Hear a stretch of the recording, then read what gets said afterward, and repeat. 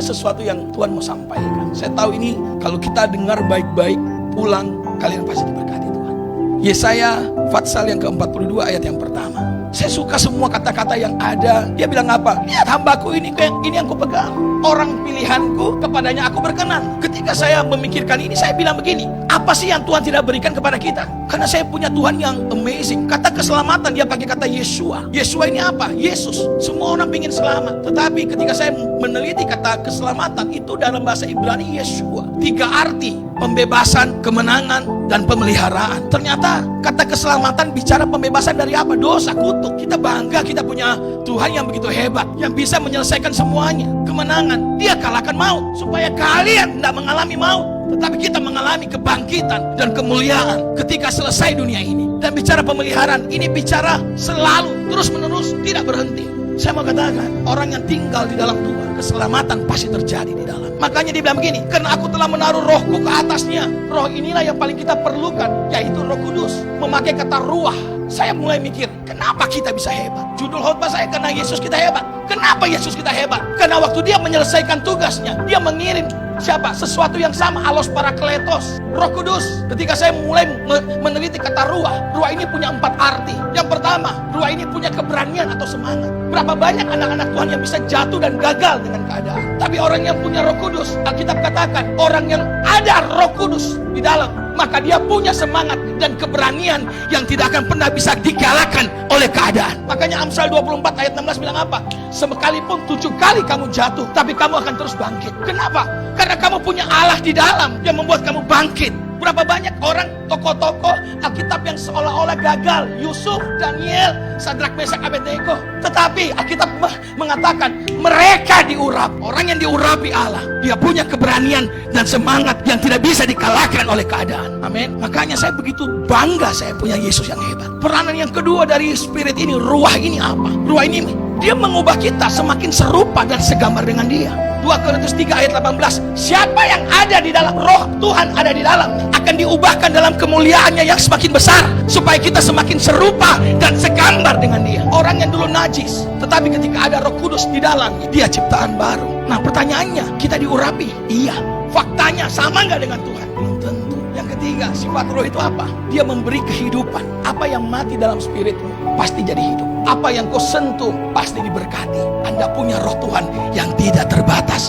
Amin. Adam mati, ada roh Allah. Roh Allah buat Adam jadi hidup. Bumi mati, tapi ada ruah, dia mengerami parah, mengerami bumi. Ada roh Allah mengerami bumi jadi hidup. Waktu Anda berjalan dengan Tuhan, roh Tuhan itu mengurapi Anda. Waktu dia mengurapi Anda, apa yang engkau sentuh jadi hidup. Bahkan bakteri, virus yang mau coba-coba, dia pasti mati, karena roh Tuhan akan menghidupkan dirimu. Amin. Yang keempat, roh Tuhan apa? Memberi kuasa. Memberi kuasa apa? Ledakan. Setiap apapun kisah yang dalam Alkitab dikatakan, begitu roh Tuhan menguasai, maka orang itu menjadi sesuatu yang hebat. Alkitab pun catat, Roh Kudus diberikan selama-lamanya, unlimited, tanpa batas untuk manusia. Berarti kalau Roh Kudus selama-lamanya, maka kamu akan lihat selama-lamanya penyertaan kuasanya terjadi atas dirimu. Nah pertanyaannya, kenapa harus kita takut? Begitu saya sadari ini, saya mulai mendekatkan diri dengan Tuhan. Banyak orang doa cuma tidak mau bertemu Tuhan, hanya sebatas rutinitas. Anda tidak ketemu dia langsung, percaya,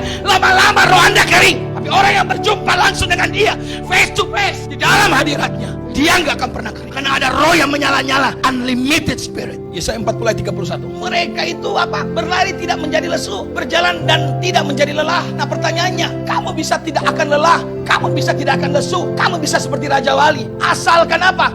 Kamu mengikat dirimu dengan Tuhan, kamu ketemu dengan dia muka dengan muka. Sebab penyembahan bukan bicara kamu rutinitas, penyembahan bukan sekedar bicara musik, tapi penyembahan bicara intimasi, hubungan. Kamu bertemu muka dengan muka, kamu cerita dengan dia seperti layaknya sahabat, seperti layaknya anak yang curhat sama bapaknya dan dia mendengar perkataan bapaknya. Ketika saya mulai lihat arti menanti-nantikan Tuhan, saya mendapat arti yang sungguh dahsyat. Karena saya suka sekali baca bahasa Ibrani dengan Yunani, karena satu arti mengandung begitu banyak makna.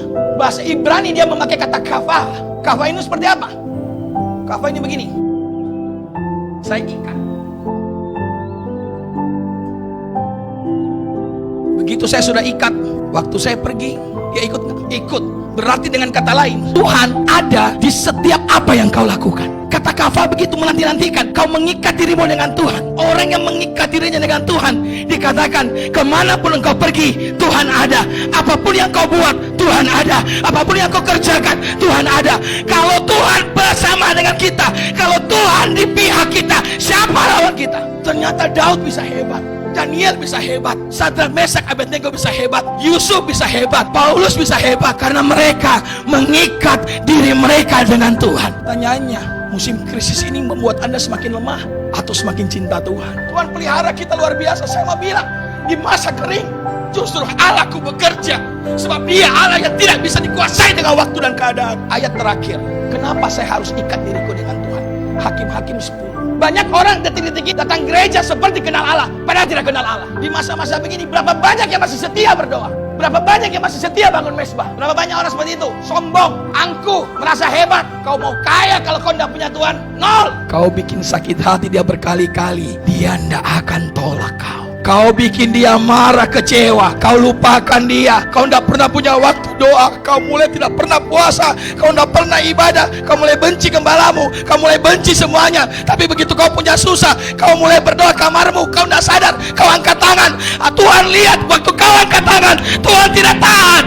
Kamu sadar enggak kenapa kamu harus ikat dirimu? Karena waktu kamu hilang, kamu kembali, di dalam Tuhan ada kasih, di dalam Tuhan ada penerimaan, di dalam Tuhan Dia tetap membuka tangannya seperti anak bungsu yang kembali kepada bapaknya, karena dia tahu di rumah Bapakku ada kelimpahan, di rumah Bapakku ada kasih. Saya dapat satu perumpamaan. Saya cuma bilang, Tuhan ini saya. Apa ini? Sarung tangan. Bisa angkat ini mic kira-kira? Perhatikan. Kalau mas tangan, kira-kira bisa pegang mic?